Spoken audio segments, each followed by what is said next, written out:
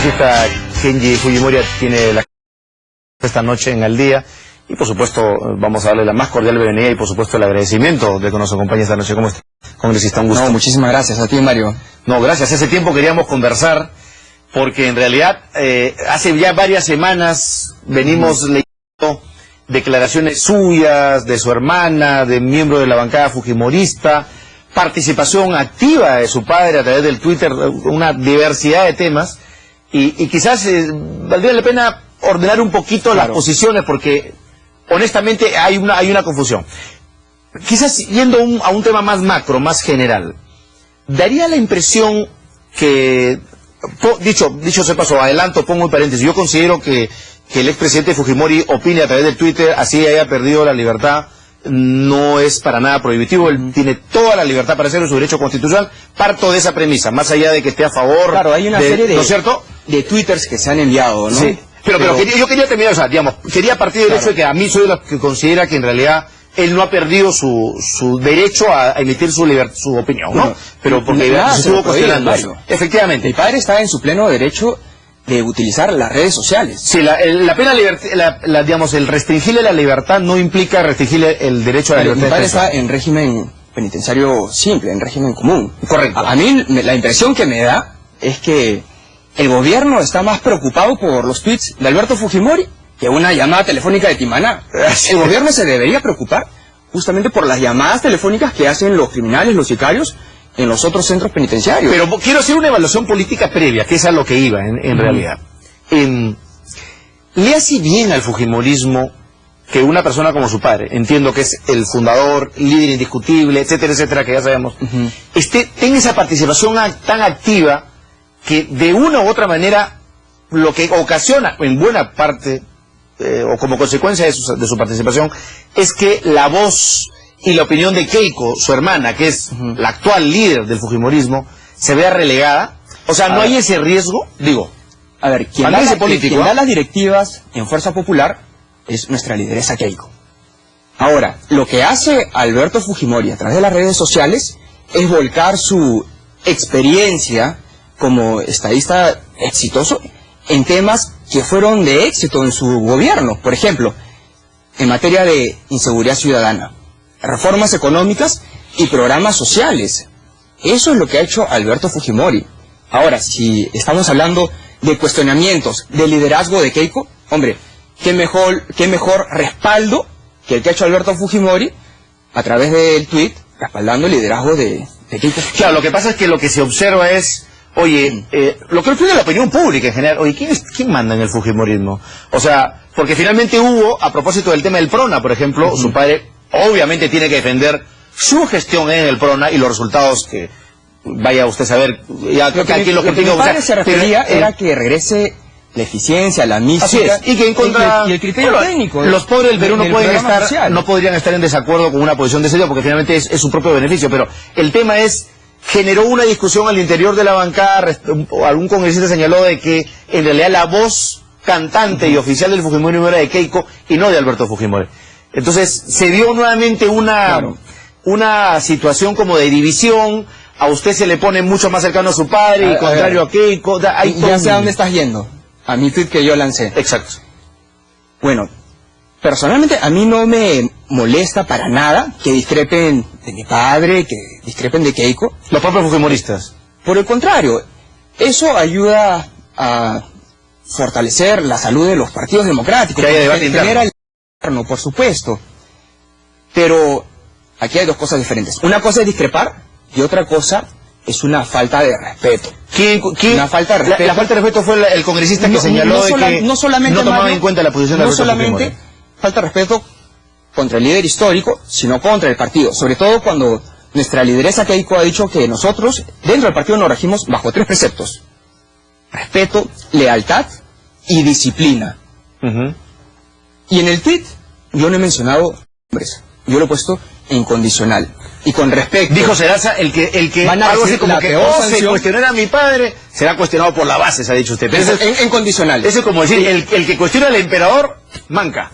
Lo dije en condicional y sin mencionar nombres. Con respecto a la sanción de las bases, bueno, eso es lo que yo escucho internamente dentro de las bases. Y el mensaje ha sido... O sea, no es que va a haber una sanción oficial eso se va a discutir, ni formal porque alguien discrepa con la posición de Alberto Fujimori. Eso se va a discutir internamente.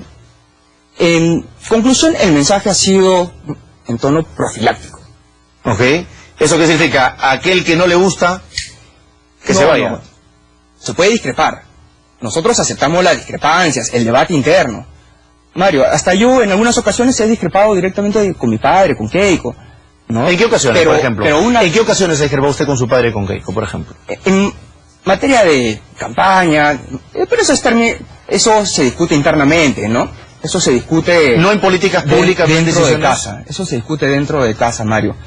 Pero justamente esas diferencias de pensar, esas discrepancias, es lo que estimula el debate interno. Y eso es lo que fortalece a los partidos políticos. Y Fuerza Popular no es un partido fundamentalista donde uno tiene que acatar lo que dice la cabeza. Cada uno tiene plena libertad de expresar sus puntos de vista. Ahora, otro de los temas que viene también suscitando, digamos, mucha preocupación, más que todo confusión, diría yo, es esta última contratación del abogado, el doctor William Castillo, luego de que el doctor Nakazaki tenía a su cargo la defensa legal en casi todos los procesos, y ha llamado la atención, entre otras cosas, porque digamos, se le ha conocido al doctor Castillo como una persona no necesariamente muy vinculada a sectores democráticos, muy vinculada al montesinismo, cuestionado por el Consejo Nacional de Magistratura, versus una labor como la del doctor Nakazaki, que con errores y todo, que me imagino como cualquier persona o profesional puede tener, ya se le había identificado una clara defensa de su padre.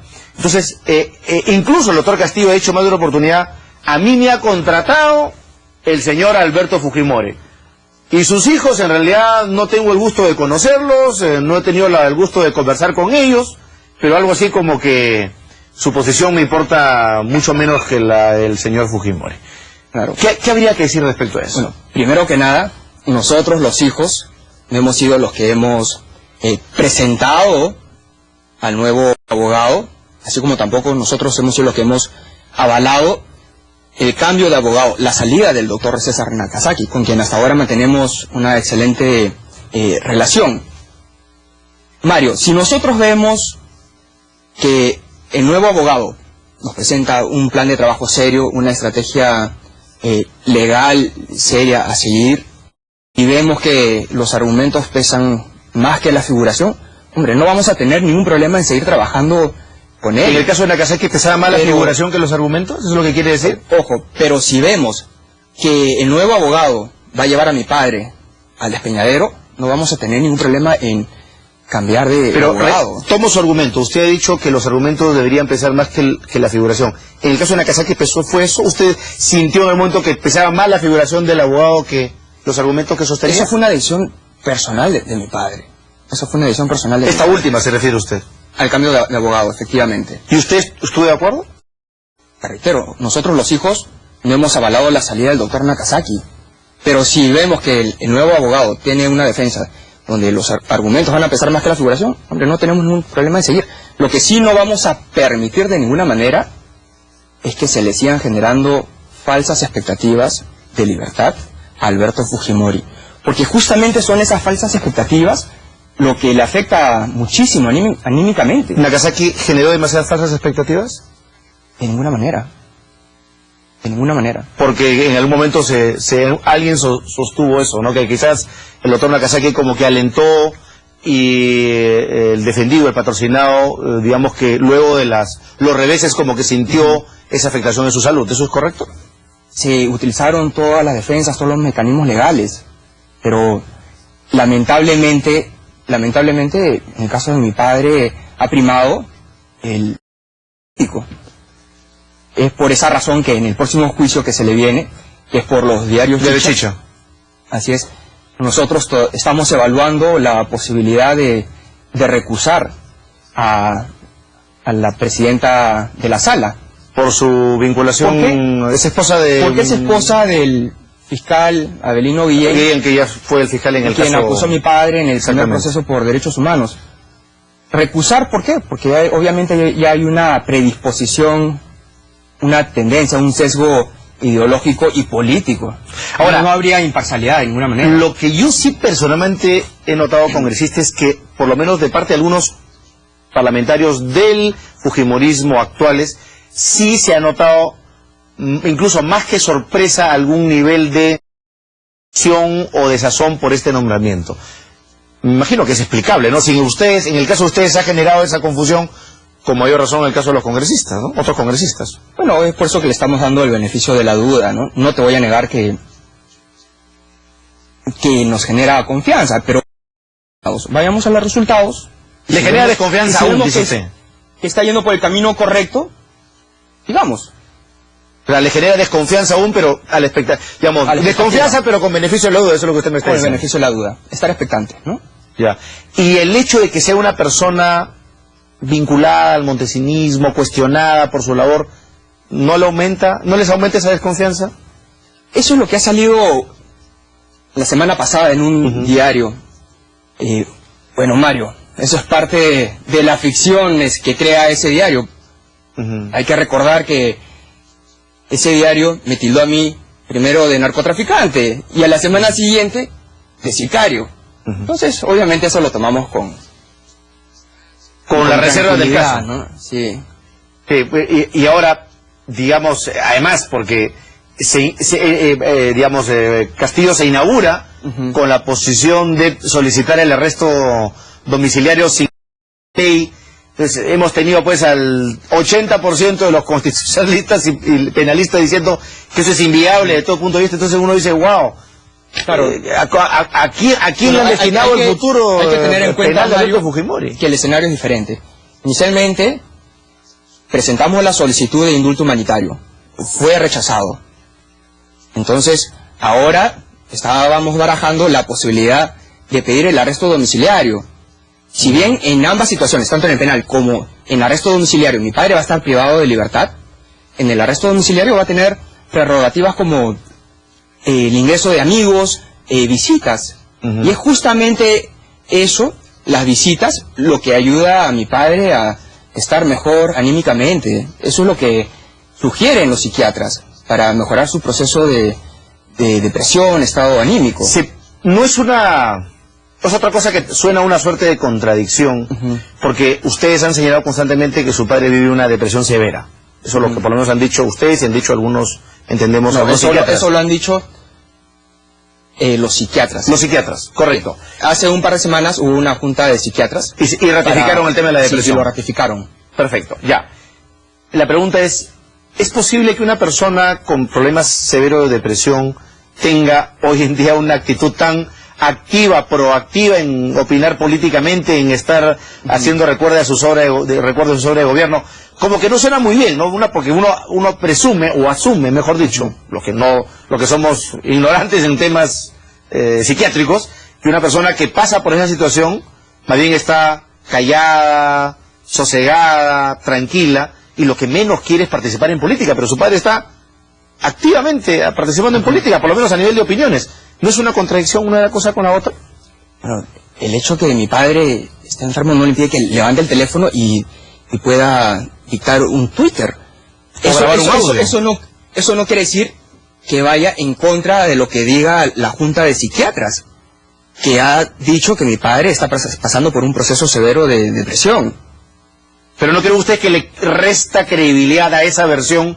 Digo, por análisis político, netamente, que le resta credibilidad a esa posición o a esa versión el hecho de que su padre esté muy activamente en política y veo a diario está que le gana a Alan García en tweets, la verdad, la cantidad. O sea, no le resta credibilidad a esa versión. Mario, una persona que está pasando por un proceso de depresión está privada de su libertad. ¿Tú crees que lo recomendable es que esté aislado, que esté solo? Por supuesto que no. Sobre todo si se le ha venido privando diferentes derechos. Por ejemplo, su derecho a la libertad de expresión, su derecho a la privacidad. Por ejemplo, el caso, yo era de los que sospechaba, por ejemplo, que en el caso de los dibujos... Lo que pasa es que algunos sectores de la política quieren caricaturizar el caso del estado de salud de mi padre. Aquí hay que buscar su objetividad, ¿no? La primera junta médica, hecho que mi padre es un paciente con cáncer, con problemas de depresión, con problemas de hipertensión. La última junta médica de psiquiatras han ratificado la depresión. Y hay que tener en cuenta que 11 de los tíos de mi padre han muerto por muerte súbita, ataques al cerebro. Entonces, Alberto Fujimori de por sí tiene un riesgo ya tiene implícito. Una carga genética. Perfecto, perfecto. Bueno, sí, no, simplemente era una evaluación por ver esta actitud tan activa de Alberto Fujimori a través de las redes sociales. Pero vamos a hacer una breve pausa con esta Kenji Fujimori. Continuamos conversando aquí en Al Día. Estamos en compañía del congresista Kenji Fujimori, que nos acompaña gentilmente esta noche en Al Día. Para cerrar el tema de su padre, congresista, y luego coyuntura también importantes. Como una evaluación global, digamos, esta reactivación política de Alberto Fujimori, por llamarlo de alguna manera, digamos, para volver a la reflexión inicial, sí yo noto personalmente que ha generado varias suspicacias, digamos, al interior del gobierno, digo, del fujimorismo, ¿no? Hay más de un congresista que siente, digamos, que al volver Alberto Fujimori a tomar la batuta de la vocería principal, digamos, en temas clave de coyuntura, puede eso generar mayores inconvenientes, ¿no? Que el Twitter de Alberto Fujimori, faltando a nuestra lideresa Keiko Fujimori. En Fuerza Popular, quien toma las decisiones, quien da las directivas, es Keiko. ¿Pero Alberto Fujimori va a seguir opinando políticamente? Alberto Fujimori es nuestro líder histórico. Nuestra lideresa actual, Keiko. Ya. Eso es indiscutible. ¿Pero Alberto va a seguir opinando políticamente y a diario de los temas de coyuntura? Mario, Alberto Fujimori ha sido expresidente de la República. Ella tiene, como dice mi hermana Keiko, un espacio ganado en la historia. Y lo que él hace a través de las redes sociales es volcar su experiencia en temas exitosos. Inseguridad ciudadana, temas económicos, temas sociales. Mi evaluación iba no por quitarle esa facultad, sino por los problemas que le puede generar al interior del partido. ¿Usted no observa ningún tipo de inconveniente, ningún tipo de división, ningún tipo de riesgo por esa mayor participación de su padre? Mira, Mario, en temas de seguridad, en reformas económicas y programas sociales, yo creo que el fujimorismo tiene todo el derecho de opinar. ¿Por qué? Porque nosotros hemos resuelto dos problemas que todo el mundo creía imposible de resolver. Pero su líder, Keiko Fujimori. El tema de seguridad y el tema de la economía. Totalmente de acuerdo. Es más, tiene la obligación de hacerlo, pero Keiko, ¿no? Es por esa razón, te explico. Nosotros lo que vamos a hacer es recoger lo bueno del gobierno de Alberto Fujimori y después aplicar reformas de segunda generación. La pregunta es, ¿no sería mejor, no sería más indicado y apropiado que quien haga esa labor sea Keiko y no su padre? Quien va a hacer las reformas de segunda generación va a ser Keiko Fujimori. Con mayor razón para que ella las denuncie. Por supuesto, es por esa razón que Keiko se encuentra viajando a nivel nacional, está en el interior del país. O sea, hay una división de funciones. Keiko haciendo campaña y Alberto opinando políticamente. Es un poco Quiero dejar bien en claro que no hay divisionismo, Mario. Ya. Lo que pasa es que algunos políticos opositores a nosotros quieren hacer creer que discrepar es sinónimo de divisionismo. No, pero es totalmente falso. Ya aquí termino con el tema. Lo digo por una evaluación política, porque uno piensa, ¿no? El fujimorismo se quiere renovar. Ustedes son, si bien son hijos de Alberto Fujimori, son gente joven en política que tiene un futuro por delante. El fujimorismo quiere de una u otra manera, si quiere engancharse con los nuevos votantes, las nuevas generaciones, venderles un país distinto al que sus padres o los críticos han señalado respecto a la condena de Alberto Fujimori. Entonces uno diría, oye, lo que corresponde es que el fujimorismo mire al futuro y no al pasado. Entonces, ¿quién es el futuro? Mario, hemos sido reivindicados en las últimas elecciones con el 50% de apoyo. Casi, claro. Con casi el 50%, por supuesto. ¿Qué mejor reivindicación que esa? Además, ningún partido político puede ser condenado a cadena perpetua. La política es dinámica. No, y el fujimorismo tiene además una base de apoyo sólida, importante y tiene que encabezarla, es normal. Nosotros en ningún momento hemos negado nuestro pasado, al contrario. Por eso te digo, recoger lo bueno, pero al mismo tiempo reconocer nuestros errores para poder tener un gobierno más eficiente. Quizás uno de los errores es dar la muestra de un partido renovado, con sangre nueva, con nuevas ideas, con nuevos y más bien dejar atrás el pasado. Esa era mi observación. Digo, pensando en el fujimorismo, ¿no? Lo que está buscando el fujimorismo, por supuesto, es renovar los cuadros, pero obviamente sin desconocer nuestro pasado, lo bueno que hicimos, la lucha contra el terrorismo, la estabilidad económica, los programas sociales, recoger lo bueno que se hizo y en base a eso aplicar la reforma de segunda generación. Eso es lo que siempre lo ha anunciado Keiko durante la campaña. Mario, a mí, ¿cuánto me hubiera gustado, y ahora que se cuestiona mucho el gobierno de mi padre, cuánto me hubiera gustado ver a mi padre gobernar en la coyuntura actual? Es un escenario totalmente diferente, con estabilidad económica, no hay terrorismo, mejores condiciones, claro. Mejores condiciones, un escenario más predecible. El escenario que le tocó gobernar a mi padre fue un infierno, fue un caos. El hombre es el hombre y sus circunstancias. Y las circunstancias, la coyuntura que le tocó a Alberto Fujimori fue son dramáticamente diferentes a la vez. Y a pesar de eso, se tomaron medidas que sirvieron para que el Perú de hoy pueda seguir avanzando. Ahora, congresista, también hay investigaciones en curso contra algunos parientes de usted, algunas tías, personas involucradas cercanas a su padre. ¿Cómo toman ustedes esto? Digamos, ¿hay algún nivel de verosimilitud? ¿Hay pruebas? ¿Hay acusaciones? ¿Ustedes se van a pronunciar sobre eso o van a dejar que ellas mismas asuman su defensa, digamos, procesal penalmente hablando? Mira, los casos de investigación de mis tíos, eso tiene más de 13 años. Más de 13 años en investigación. Entonces, ¿confían ustedes en la justicia peruana? Hay que confiar en la justicia peruana, siga su curso. Pasando a otros temas de coyuntura.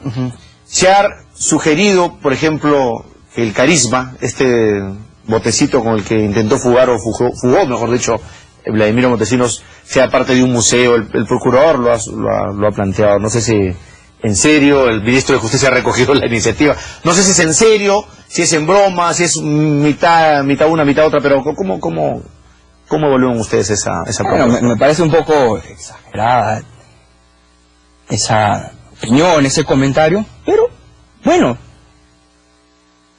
hacer un museo de la corrupción creo que va a servir para que la población se dé cuenta que la corrupción no es un invento del fujimorismo.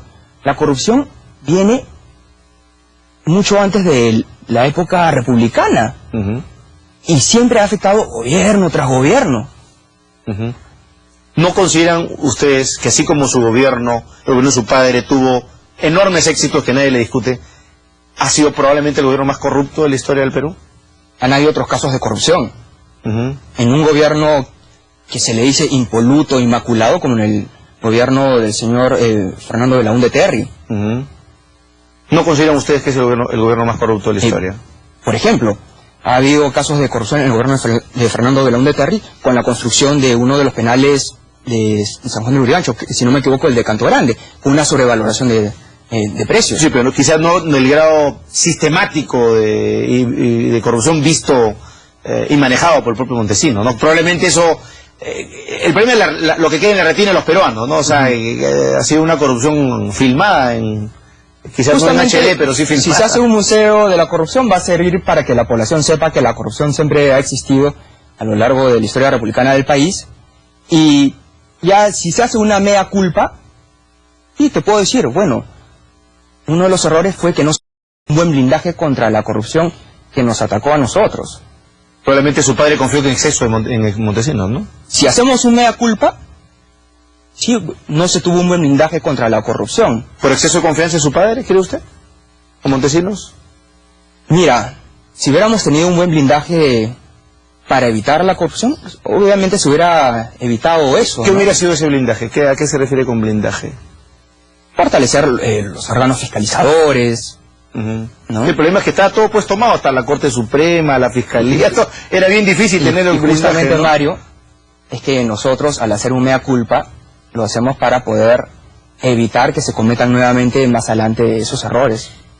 ¿Cómo evalúa usted la lucha anticorrupción de este gobierno? ¿Cómo la califica? ¿Cree que hay un compromiso real de la lucha anticorrupción en este gobierno del presidente Humala? En la última declaración, entrevista que dio el presidente Ollanta Humala, ¿qué dijo? No, que él no es ahora no es ángel de la guarda de Toledo, Sí. cuando todos los peruanos sabemos que él ha sido dulce compañía, por eso que no lo dejó de blindar ni de noche ni de día, ¿no? Eso ya es de público conocimiento. Y yo considero que sí hay cierto blindaje contra el expresidente Toledo. Por ejemplo, en el Poder Judicial hasta ahora no se ha comprometido a Toledo en calidad de investigado, ¿no? En cambio, en el Congreso de la República se lo está investigando de una manera más abierta, más pública, ¿no? ¿Le interesará aún a este gobierno blindar a Toledo? ¿Usted cree? Bueno, ¿Le servirá de algo blindarlo? esas son otras de las contradicciones del presidente de la República. En las últimas declaraciones dice que no es su ángel de la guarda, pero cuando están en momento de votación en el Congreso, ahí sí, nacionalistas y toleístas votan al unísono, a favor. O sea, ¿usted cree que sí, ese blindaje, entre comillas, va a continuar de todas maneras? Sí, por supuesto, pero más solapado. Menos, claro, más, no tan abierto, no tan declarado. Ahora, lo que estamos viendo del Congreso realmente es lamentable, ¿no? Con el congresista, el caso del congresista Urtecho, que se suma a casos anteriores. ¿Qué opinan ustedes sobre este tema en particular? Y sobre todo, algo que yo he señalado, creo que no hay un futuro para evitar que estas cosas que aparentemente son constitucionales, que son parte del día a día del Congreso, no terminen. Que fuera repetitivo, ¿no? Pero claro, o sea, yo con este tema, no me vengan a decir que son casos aislados. Diera la impresión que esto está bastante más generalizado que uno cree, ¿no? Bueno, tengo entendido que el caso del congresista Urtecho ya se ha visto en ética y de ahí se va a ver en la comisión de acusaciones constitucionales. No, han planteado la comisión de 4 delitos, además de la suspensión de 120 días, hoy día se ha dado a conocer eso, pero es más, una de las primeras veces que veo que la comisión de ética no solamente juzga moralmente un congresista, sino que se lanza a decir 4 delitos, radical. Bueno, su caso ya rebasa lo ético, ¿no? Yo considero que se tiene que investigar y de encontrarse culpable el congresista Urtecho, bueno, darle una sanción pertinente, ¿no? Pero es justamente lo que tú dices, estos casos, estos escándalos, lo que afecta y deteriora muchísimo la imagen del Congreso. Si de por sí el Congreso ya está totalmente divorciado del pueblo, obviamente esto lo divorcia muchísimo más. Es por esa razón, Mario, como siempre lo he dicho, hay que fortalecer la función de representación. Y permitir que la Contraloría empiece a trabajar en el Congreso, porque veo que si los congresistas no son capaces de autocontrolarse, porque lo que me decía uno que otro congresista por ahí, lo que pasa es que cuando le detectan este tipo de irregularidades a los congresistas, en la parte administrativa no son capaces de pararles. De parar el blindaje en el Congreso, porque justamente ese blindaje es lo que daña a la institución. Claro. Entonces, si queremos que la imagen del Congreso cambie, fortalecer la función de representación. ¿Por qué te digo? La población dice, ustedes los congresistas vienen a nuestros asentamientos humanos, se ensucian los zapatos, suben a la punta del cerro cada 5 años con el único objetivo de conseguir votos. Pero llegan al Congreso y se olvidan. Nunca más regresan. Tenemos que volver a esperar otros 5 años.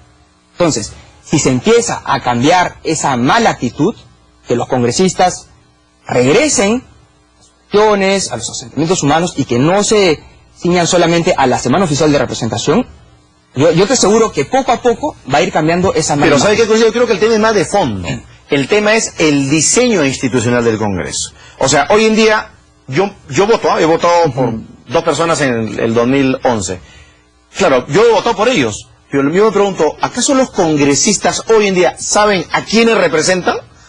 De repente la solución es hacer circunscripciones electorales mucho más pequeñas y que sepan, cada congresista sepa quién ha votado con él y a quién representa. Y por tanto esos representados sepan rendirle cuentas y exigirle cuentas a ese señor congresista, porque finalmente nadie sabe a quién representa. Lo que pasa, Mario, que los congresistas tienen que cumplir con lo que prometieron en campaña.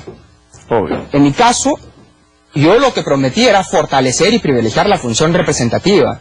Y eso es lo que yo vengo haciendo semana tras semana. Yo no solamente me ciño a la semana oficial de representación. Yo ejerzo la representación, recibiendo gente dentro de mi despacho, visitando asentamientos humanos, en mis intervenciones durante las interpelaciones a los ministros, en los medios de comunicación. Ahí se ejerce la función de representación. Si no se hace eso, obviamente el divorcio va a ser mucho mayor entre el Congreso y el pueblo. Y la función de representación, Mario, es transversal a las otras funciones. Y nadie quisiera un nuevo 5 de abril, ¿no? La representación es transversal a las otras funciones, legislativa y fiscalizadora. Es más importante quizás hoy la función de representación que la legislativa. Me has lanzado un contrabando ahorita. Me has lanzado un contrabando. Sobre el 5 de abril. Obviamente el escenario es diferente. Sí. El escenario de los 90s era un escenario de terrorismo, hiperinflación. Es por eso que se tuvo que suspender de manera temporal el Estado de Derecho. Pero más importante que el Estado de Derecho es el derecho de estar, el derecho a la vida, que fue lo que hizo mi padre, salvar la vida de 30 millones de personas. Pero usted, ni usted puede ocurrir, entonces el escenario es diferente. Por eso mismo es importante afianzar la institucionalidad del Congreso excepcional e irrepetible. Y lo que hizo Alberto Fujimori al pacificar el país, fortaleció la institucionalidad. Perfecto. Gracias por estar con nosotros. Entonces, tenemos varios tweets más y declaraciones de Alberto Fujimori por delante y seguramente algún debate más sobre eso incluso dentro del Fujimori, pero vamos a ver qué sucede. Le agradezco muchísimo, congresista. Espero tenerlo más seguido acá para hablar de temas de coyuntura y por supuesto a Keiko Fujimori también la vamos a esperar acá y ha sido un gusto contar con ustedes. Gracias por estar con nosotros. Gracias. Pausa y regresamos con más en Al Día.